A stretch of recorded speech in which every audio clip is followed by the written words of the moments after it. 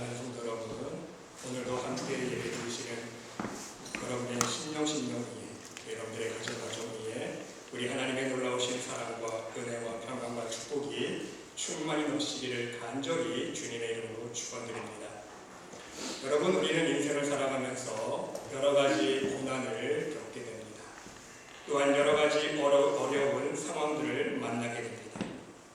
그리고 그 문제들을 헤쳐나가기 위해서 여러 가지 방법들을 모색하면서 내가 할 수 있는 모든 방법을 동원해서 해결하려고 노력합니다. 세상 방법도 동원해보고 사람도 의지해보고 내 힘으로 할 수 없는 것 어떻게 하면 할 수 있을까? 여러 가지 세상 방법을 생각해보지 않습니까? 그러면 여러분, 여기서 우리가 질문 한 가지를 생각해볼 수 있어야 합니다. 과연 우리는 믿음의 사람으로서 세상 사람들이 택하는 그러한 세상 방법이 아니라 우리는 믿음의 사람으로서 어떤 방법을 통해서 우리의 인생 가운데 찾아오는 모든 고난들과 어려운 역경들을 헤쳐나가야 하는가? 여러분, 우리가 한번 생각해 볼 필요가 있습니다. 바로 오늘은요, 여러분과 함께 오늘 본문 속에 나오는 야곱이라는 인물을 통해서 그 방법을 한번 찾아보고자 합니다. 여러분, 모든 사람들이 그렇듯이 야곱 역시 아주 평범한 보통 사람의 모습을 보여주고 있습니다. 어떻게 생각하면요, 보통 사람 이하입니다. 여러분, 성경을 우리가 깊이 있게 읽어보면요, 야곱은요 정말 이 사람이 하나님을 믿고 있는 믿음의 사람인가 의심해 볼 정도로 극히 세상적인 사고방식과 세상적인 삶의 방식을 가지고 있었던 사람입니다. 이기주의적으로 자기중심적인 그러한 삶을 살고 있었던 사람, 욕심이 많았던 인물이었습니다. 어떻게 할 수 있습니까? 형이 받을 장자 축복을 팥죽 한 그릇으로 빼앗은 사람 아닙니까? 자기가 유익한 것이라면 남 생각하지 아니하고 수단 방법을 가리지 않았던 인물입니다. 아버지를 속였고 형과 불화했고 하나님 앞에서 거짓된 모습으로 보였습니다. 자기가 원하는 사람과 결혼하기 위해서 14년을 삼촌 집에서 머슴살이를 했습니다. 자기가 갖고자 하는 것을 위해서라면 정말 불타는 열정을 가지고 물불을 가리지 않았던 인물이라는 사실이에요. 이것이 야곱이 가지고 있었던 세속적인 축복관이라는 사실입니다. 축복의 목적이 하나님의 뜻을 이루어가는 것이 아니라 우리가 축복받고자 하는 목적이 우리가 하나님의 뜻을 이루어가고 하나님의 영광을 위해서 받고자 하는 것이 아니라 오직 자신의 유익과 만족을 위해서 축복을 추구했다는 사실입니다. 그래서 열심히 그 목적만을 위해서 달려왔습니다. 그러나 여러분, 오늘 본문 말씀에 나타난 대로 야곱은요 이제 다릅니다. 마침내 야곱은 깨닫게 됩니다. 물질 축복보다도 화해가 중요하다는 것을 깨닫게 되었다는 것입니다. 여러분, 잠언 17장 1절 말씀에 마른 떡 한 조각만 있고도 화목하는 것이 육선이 집에 가득하고도 다투는 것보다 나으니라 말씀하고 있지 않습니까? 또한 잠언 15장 17절 말씀에서도 여간 채소를 먹으며 서로 사랑하는 것이 살진 소를 먹으며 서로 미워하는 것보다 낫다 말씀하고 있습니다. 여러분, 그렇지 않습니까? 아무리 식탁이 기름지면 무엇합니까? 식탁 위에 진수성찬이 차려져 있으면 무엇합니까? 식탁에 마주 앉기만 하면 서로 싸우고 다투는데 음식이 산해짐이면 무슨 소용이겠냐는 말씀인 것입니다. 또한 좋은 집이면 뭐합니까? 화목이 제일입니다. 화목하지 않은 가운데 좋은 집, 좋은 음식, 값비싼 물건 아무것도 소용이 없다는 사실입니다. 그런데 중요한 사실은요, 야곱이 이것을 깨닫는데 20년이 걸렸다는 것입니다. 이제 고향 땅으로 돌아가는 과정 속에서 모든 것을 잃게 되었기 때문입니다. 형과 화목하지 않은 상태에서 형이 나를 죽일 것이라고 생각했기 때문인 것입니다. 이러한 상황 속에 놓여 있었기 때문에 형에게 모든 것을 빼앗기게 되면 자신이 그동안 피땀 흘려 이루어놓은 모든 것이 허사로 돌아가게 됩니다. 살아서 고향 땅으로 돌아갈 수 없다는 것을 이제야 깨닫게 되었다는 사실인 것입니다. 그리고 더욱더 중요한 사실은요, 야곱은 형과 화목하지 못한 이 상황이 바로 자신 때문이라는 것을 깨달았다는 사실입니다. 다른 사람 때문이 아니라, 형 때문이 아니라, 가난 때문도 아니라 자기가 동생으로 태어난 그런 운명을 타고났기 때문도 아니라 문제는 오로지 나 자신에게 있었다는 사실을 깨달았습니다. 바로 하나님 앞에서 자신의 죄가 나의 욕심이 원인임을 깨달았다는 사실입니다. 그렇습니다, 여러분. 인생의 모든 문제를 해결하는 데 있어서 답은 하나입니다. 답은 분명합니다. 먼저 하나님 앞에서 나 스스로 회개해야 돼요, 여러분. 그것이 정답입니다. 그리고 더 나아가서 하나님 앞에 나 스스로 회개한 다음에는요, 우리가 이웃과의 관계 속에서 살아갈 때에 맺힌 것을 화해하고 풀 수 있어야 됩니다. 이것 말고는요 절대로 길이 없습니다. 그런데 여러분, 문제가 무엇입니까? 화해가 그렇게 쉽지 않다는 것입니다. 어렵습니다. 깨닫기가 쉽지 않습니다. 뼈를 깎는 아픔이 필요합니다. 미안합니다. 이 말 한마디 하기가 얼마나 어렵다는 것 쉽지가 않아요. 자신의 잘못을 시인한다는 것, 그리고 돌이킨다는 것 정말 어려운 일인 것입니다. 사람들은요 자신의 틀을 벗어나기 힘들기 때문인 것입니다. 하나님 안에서 자기 자신의 본 모습을 깨닫기가 어렵다는 거예요. 그래서 여러분 중요한 것이 무엇인지 아십니까? 하나님 앞에서 회개할 수 있는 은혜를 입는 것, 이것이 정말 중요해요. 회개도 내 마음대로 되는 게 아니에요. 하나님께서 내 마음에 성령의 감동감을 주셔서 회개영을 허락해 주셔서 하나님 앞에 자복하며 회개할 수 있는 심령을 주셔야 하나님 앞에서 내 죄된 모습을 보고 내 죄를 인정하고 깨닫고 고백하고 회개할 수 있게 된다는 말씀인 것입니다. 그것이 먼저 되었을 때, 하나님 앞에서 내 죄를 먼저 깨닫고 하나님 앞에 회개가 이루어졌을 때에 우리 이웃과의 관계 속에서도 온전한 사랑의 열매가 맺히게 된다는 것입니다. 여러분, 레오나르도 다빈치에 관한 일화 하나가 있습니다. 여러분, 다빈치의 그림 최후의 만찬을 알고 있을 것입니다. 다빈치가 이 그림을 그리기 위해서 하나님 앞에 애써 기도하면서 준비했다고 합니다. 예수님을 비롯해서 12제자의 얼굴을 하나하나 그려가야 하는 어려운 작업입니다. 그런데 여러분, 다빈치에게는 자신을 괴롭히는 원수 같은 사람이 하나 있었다고 합니다. 생각만 해도 이를 갈리는 사람이었다고 합니다. 잘못은 그 사람에게 있었지만 다빈치는 그 사람을 용서하지 못하고 있었습니다. 항상 마음속에 원수로 생각하고 있었습니다. 그래서 여러분, 다빈치가요 가론 유다를 그릴 때에 이 원수를 생각하지 못하는 거예요. 내가 내 원수 가론 유다를 그려야 되는데 누구를 그릴까 해서 자기가 마음속에 품고 있던 이 원수 같은 사람을 생각하면서 가론 유다를 그렸다고 합니다. 그리고 나서 예수님의 남은 제자들 얼굴도 한 사람 한 사람 그럭저럭 그렸다고 합니다. 이제 마지막 남은 것은 예수님의 얼굴입니다. 예수님의 얼굴을 그리려고 하니까 통상 영감이 떠오르지 않습니다.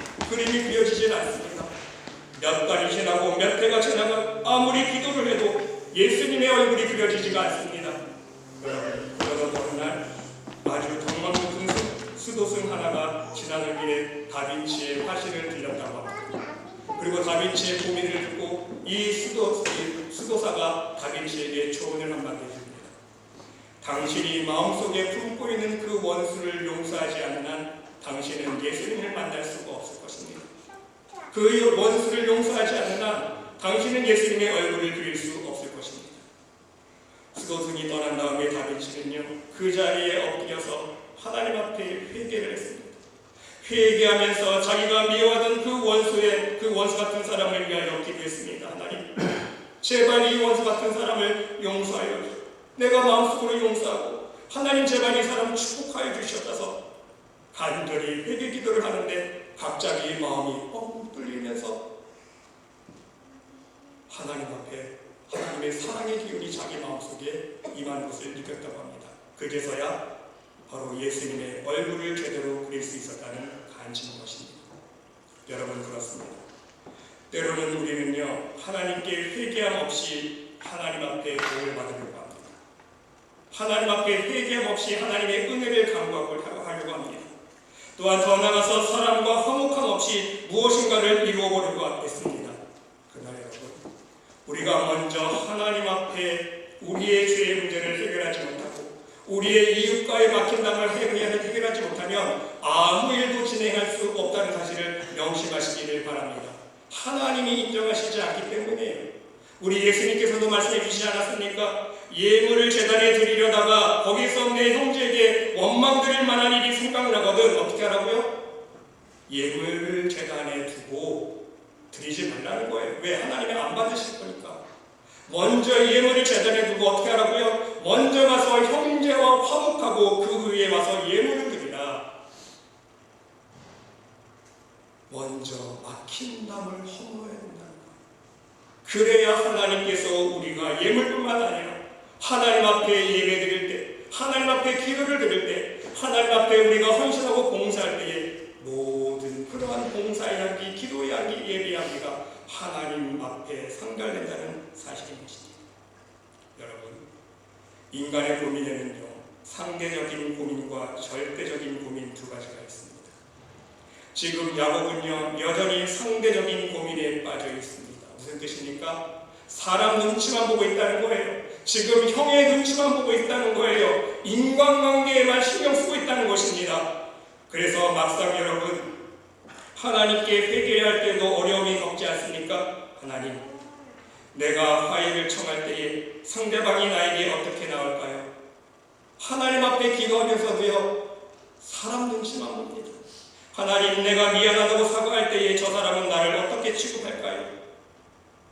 하나님 앞에 회개 기도 드릴 때 하나님만 생각해야 되는데, 하나님 앞에서 나의 죄악만 볼 수 있어야 되는데, 하나님과 나 사이의 절대적인 관계를 생각하지 못하고 상대적인 관계, 나의 이웃만, 상대방만, 사람만 생각한다는 사실입니다. 내가 상대방에게 잘못을 했을 때 용서를 구할 때도 마찬가지입니다. 사람들이 나를 어떻게 평가할까? 남들이 나를 어떻게 생각할까? 무시하지는 않을까? 내 인격을 무시하지는 않을까? 나는 한 가지 잘못만 했는데 다 모든 것이 너의 탓이라고 나만 비난하면 어떻게 할까? 이렇게 상대방만, 사람의 눈치만 보는 것이 바로 우리의 모습이라는 것입니다. 여러분, 더 중요한 것은요, 바로 나의 자존심 문제 아닙니까? 내 자존심 때문에 화해가 어렵고 회개가 어렵다는 말씀인 것입니다. 여러분, 그렇게 생각해 보면요, 여러분들이 아시는 다윗은 정말 대단한 인물이었습니다.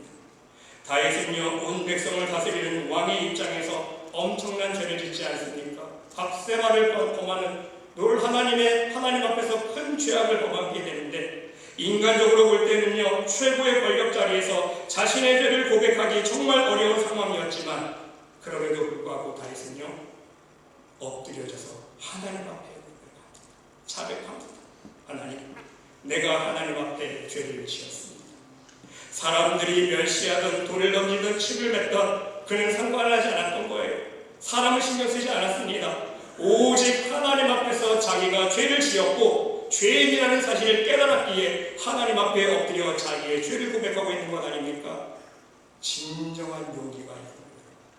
하나님 앞에서 자신의 죄를 솔직히 고백할 수 있는 심령이야말로 하나님 앞에서 가장 겸손한 사람의 모습이라는 말씀인 것입니다. 여러분, 야곱은 지금 고민이 많습니다. 형과 화해를 하고 싶지만 두려움이 앞섭니다. 형이 나를 어떻게 대할까? 형님이 나를 어떻게 취급할까? 나 때문에 20년 동안이나 이를 갈고 있었던 그 형님을 생각하며 형님이 나를 보면 어떻게 생각할까? 나를 살려줄까? 나를 죽일까? 지금 400명을 인솔하고 다가오고 있다고 하는데 이제 나의 목숨은 어떻게 될 것인가? 내 재산은 어디로 갈 것인가? 내 가정은 어떻게 될 것인가? 야곱은 자신의 운명을 알 수 없어서 두려움에 떨고 있었다는 것입니다. 야곱은 줄곧 나 아니 상대방만을, 사람만을 신경 쓰고 있었다는 것입니다. 여러분, 생각해보면요, 상대방이 받아들인다면 사과하겠다 이렇게 생각하는 사람들이 있습니다.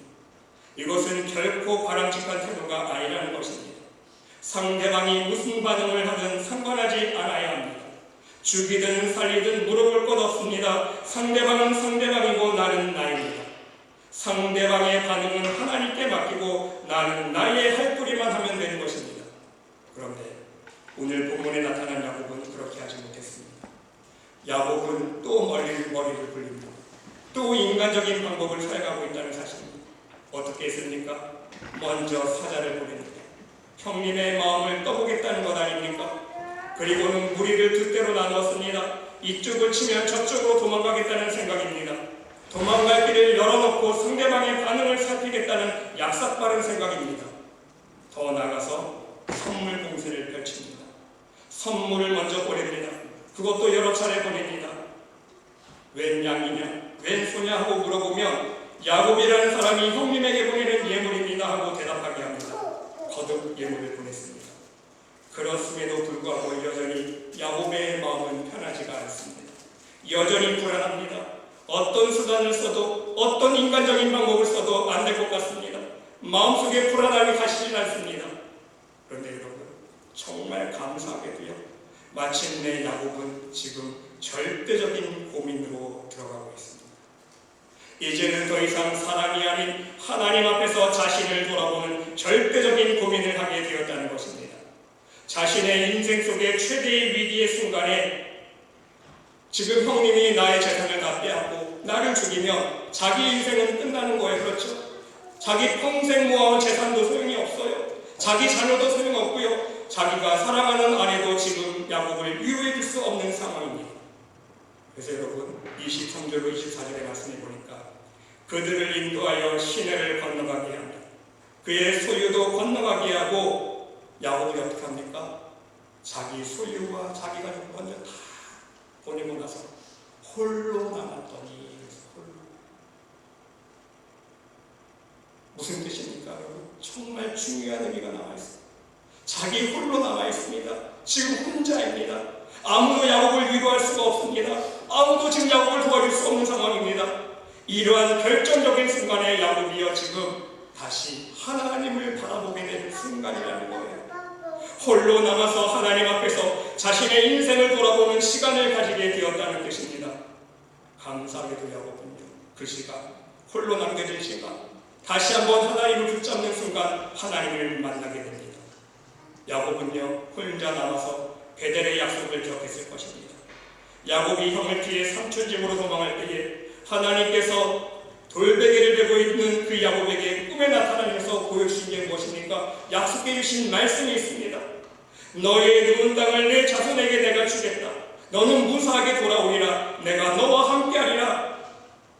바로 이러한 베델의 약속이 있었지만 야곱은 자신의 인생을 돌아봅니다.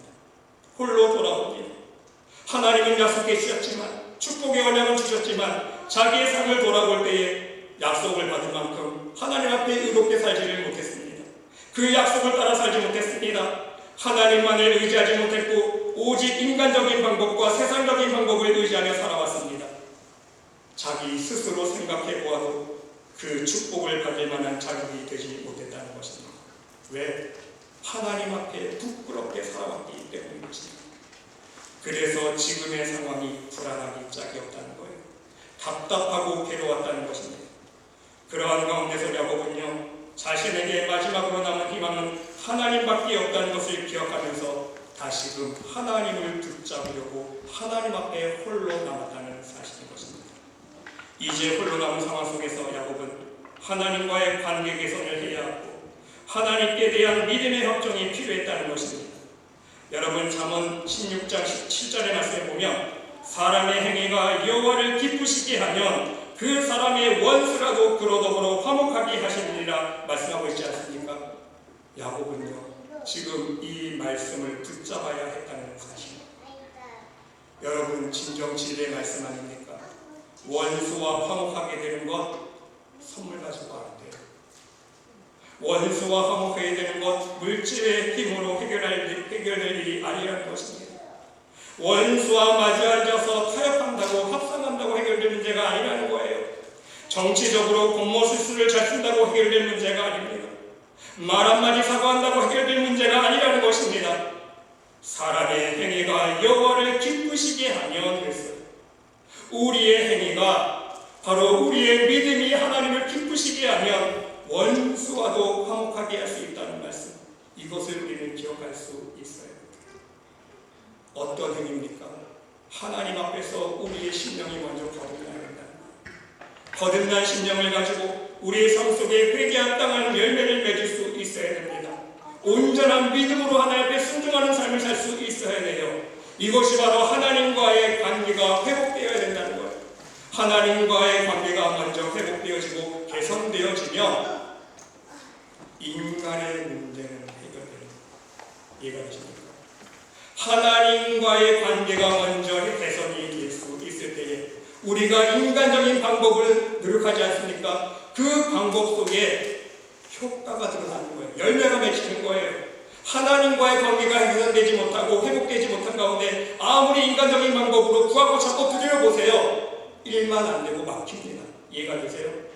먼저 하나님과의 관계가 회복된 후에 우리가 구하고 찾고 두드릴 때에 하나님은 길을 열어주세요. 할렐루야. 응답해 주십니다. 그 사실을 우리가 깨달을 수 있습니다. 더 나아가서 여러분 잠언 29장 25절에 보니까 사람을 두려워하면 올무에 걸리게 되거든요. 여호와를 의지하는 자는 안전하리라 말씀하고 있습니다. 사람의 눈치만 보고 사람의 반응만을 생각하는 사람은요 항상 올무에 걸리게 마련입니다. 올무에 걸려서 거듭되는 죄악의 악순환에서 벗어나지 못한다는 거예요.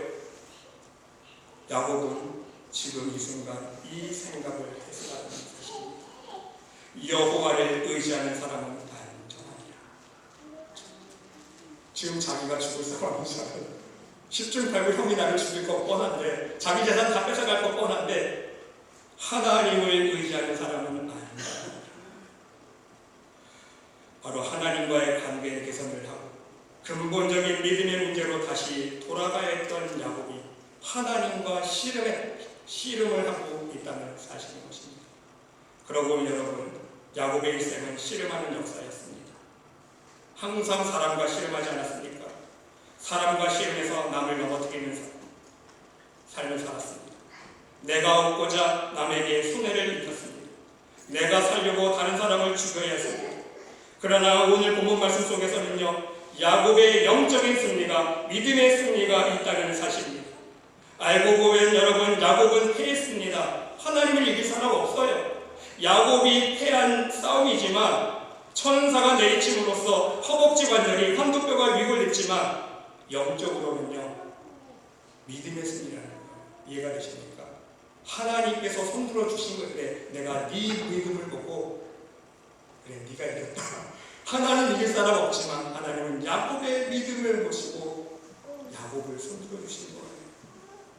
그래서 하나님과의 씨름에서 사실은 졌는데 믿음으로 승리한 영적인 싸움이었다는 사실인 것입니다.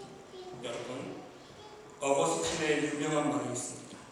위풍당당하게 불의한 길을 가는 것보다 쩔뚝거리면서 하나님의 뜻 가운데로 걷는 것이 복된 길이다. 이해가 되십니까? 위풍당당하게 불의한 길을 가는 것보다 쩔뚝거리지만 하나님의 뜻 가운데로 걷는 것, 하나님의 생명의 길을 가는 것, 그것이 복된 사람의 길이라는 거예요. 여러분 그렇지 않습니까? 교만하고 안이하게 내 자존심만 내세우면서 죄악 가운데 살기보다는요 차라리 하나님께 한 대 얻어맞고 쩔뚝거릴지라도 하나님의 뜻을 따라 사는 것이 복되다는 사실인 것입니다. 야곱은요 그 일생 동안 절름발이로 살아가게 됩니다. 그러나 그 이전에 사람들과 불화하면서 교만과 욕심 가운데 살던 것보다는 그 이후에 쩔뚝거리며 살지만 그러한 겸손의 인생이 야곱에게는 복된 삶이었다는 말씀인 것입니다. 사랑하는 성도 여러분, 오늘 우리도 마찬가지입니다. 우리 모두는 누구나 알 것 없이 하나님께 모두 맞아본 경험이 있을 것입니다. 여러분 솔직히 한번 생각해 보세요. 여태까지 신앙생활을 해오면서 하나님 앞에 맨날 맞아본 경험 없으신 사람 있으세요? 다 있잖아요. 하나님의 징계의 책질, 하나님의 사랑의 책질에 눈물을 흘렸던 경험이 모두 있으실 것입니다. 그러나 그렇게 되어서라도요 하나님의 뜻을 바로 알게 되고 하나님의 뜻을 깨닫게 되고 하나님의 뜻을 이루어가는 사람, 하나님과 바로 화목하게 되는 사람, 하나님께 참여하는 사람이 될 수만 있다면, 다시금 하나님 앞에 엎드려 회개하고 돌아올 수 있는 사람이 될 수만 있다면, 하나님 앞에서 진실한 믿음의 사람이 될 수만 있다면 바로 그 길이야말로 복된 길이라는 말씀인 것입니다. 여러분 탕자 생각해 보세요. 탕자가 집으로 돌아옵니다. 탕자 역시 고민이 없겠습니까? 고민이 많았을 거예요. 아버지가 나를 어떻게 대하실까? 형이 나를 뭐라 그럴까? 그렇죠? 바가지로 욕먹는 거 뻔할 거 아닙니까? 그런데 탕자는요, 그러한 상대적인 고민을 초월해서 하나님을 바라보고 돌아온 거 아닙니까? 그래서 돌아오면서 하늘과 아버지께 죄를 지었습니다. 완전히 항복하며 두 손 들고 돌아왔다는 거예요. 여러분, 그렇습니다. 돌아오는 자는요, 말이 없어야 됩니다. 돌아오는 자는요, 두려움이 없어야 됩니다. 사람 눈치 보면 안 돼요. 돌아오는 자는요, 변명이 없어야 됩니다. 온전히 자기를 부정하고 나올 수 있어야 됩니다. 오직 회개가 있어야 된다는 사실입니다. 오직 회개가 있을 때에 거기에 바로 은혜가 있기 때문인 것입니다. 회개가 있을 때에 하나님의 사랑과 긍휼이 있기 때문인 것입니다. 그렇습니다. 야고보 지금 하나님과의 관계를 수정한 다음에 이튿날 아침에 약복 강가를 건넙니다. 생각해보세요. 가족들 자기 집 다 먼저 보내고 혼자서 하나님과의 관계 속에서 하나님과의 자신간의 믿음의 관계를 다시 회복하고 관계 개선을 한 후에 약복 강가를 믿음으로 건넙니다. 그런데 어떤 역사가 일어납니까? 형님을 대해도 두렵지가 않아요. 왜? 하나님과 먼저 해결을 받기 때문에. 형님이 두렵지 않습니다. 밝은 얼굴로 한 형님을 만났고 형님이 어떻게 반겨주었습니까? 형님도 반갑게 안아줬어요. 원수처럼 대하지 않았어요. 죽이려고 달려들지 않았어요. 화해를 했다는 거예요. 여러분, 중요한 영적인 원리가 나오지 않습니까? 하나님과 먼저 관계 회복을 하니까 사람과 관계가 회복되는 거예요. 할렐루야 아닙니까? 야곱은 지금 이 은혜를 체험하고 있는 거예요. 얼싸안고 20년 만에 처음으로 형제가 마주 앉고 입을 맞추고 서로 눈물을 흘렸다는 거예요. 내가 형님의 얼굴을 보니 하나님의 얼굴을 뵙는 것 같습니다. 가슴이 열리고 하늘이 열리듯이 하나님의 얼굴을 뵙는 것 같은 감격의 순간을 맛보게 되었다는 사실입니다. 사랑하는 성도 여러분, 지금 여러분의 상황이 답답하고 괴로운 일이 있으십니까? 어딘가에 한계에 부딪힌 것 같습니까? 무언가에 어디에 맺힌 것이 있어서 그런 거예요. 하나님과의 해결되지 않은 부분이 있다는 것입니다. 여러분, 아무리 기도하고 몸부림쳐도 열리지 않습니까? 우리는 다시 한번 돌아가야 돼요. 어디로 돌아가야 됩니까? 원점으로 돌아갈 수 있으시길 바랍니다. 원점은 어디예요? 우리 하나님 아버지의 품이라는 거예요. 하나님 앞으로 원점으로 돌아가서 하나님, 내가 하나님 앞에서 이 세상의 교만과 욕심을 품고 살고 있지는 않은가? 내 마음속에 여전히 사람에 대한 미움과 원망이 남아있지는 않은가요? 하나님과의 막힌담이 있다면 용서해 주시옵소서. 하나님, 내가 하나님 앞에 서운한 것이 있는데 내가 하나님 앞에 서운만 하고 지키지 않은 것이 있습니까? 아니면 하나님 앞에 불순종한 것이 있지는 않습니까? 하나님, 용서해 주시옵소서. 하나님, 지금 내가 하나님께 대한 나의 사랑, 첫사랑을 잊어버려서 차갑지도 않고 뜨겁지도 않고 뜨뜻미지근한 그러한 무감각한 믿음으로 살고 있지는 않습니까? 하나님, 용서해 주시옵소서. 아니면 내가 여전히 내 욕심으로만 하나님의 은혜를 강구하고 있지는 않습니까? 내 세상 것만 채우려고 내 욕심으로만 하나님의 은혜를 강구하고 있지는 않습니까? 하나님, 용서해 주시옵소서. 우리는요, 하나님과의 관계가 개선될 때에 비로소 우리 주님의 놀라운 죄사함의 은총을 경험하게 되고 주님과 다시 화목하게 될 수 있다는 말씀인 것입니다. 원점으로 돌아가서 하나님과의 관계가 회복되어질 때 하나님의 놀라우신 사랑과 은혜와 축복의 손길을 새롭게 경험하게 된다는 사실을 여러분 명심할 수 있으시기를 바랍니다. 더 중요한 사실은 무엇인지 아십니까? 하나님과 관계가 회복되어지고 하나님과의 관계가 개선된 사람은요, 하나님께서 내가 원하던 것, 좋은 것 안 주셔도요, 내 마음속에 참 하늘의 평강과 기쁨이 넘치게 된다는 거예요. 아멘? 네. 하나님이 나와 함께 계신다는 것을 알기 때문에 지금 나에게 주신 것, 분에 넘치는 축복인 것을 깨달을 수 있다는 거예요. 하나님 앞에 욕심을 버리게 됩니다. 모든 것이 감사한 거 아닙니까? 내 욕심 때문에 감사가 안 나오는 거예요, 여러분. 그래서 먼저 우리 신앙생활 속에서 먼저 하나님과의 관계 개선이 필요하다는 말씀인 것입니다. 부디 여러분 모두 하나님과의 새로운 믿음의 관계를 보내시고 하나님과의 새로운 사랑의 관계를 맺어가기 위해서 날마다 매 순간 우리 주님의 십자가의 사랑이 들어 만들어가면서 그 안에서 여러분의 삶 속에 부어지시는 늘 새롭고 성령의 감동이 넘치는 우리 하나님의 은혜와 사랑과 능력과 축복의 손길을 날마다 체험해 살아갈 수 있는 천국 백성들이 될 수 있으시기를 간절히 주님의 이름으로 축원드립니다. 하나님, 이 세상을 살아갈 때에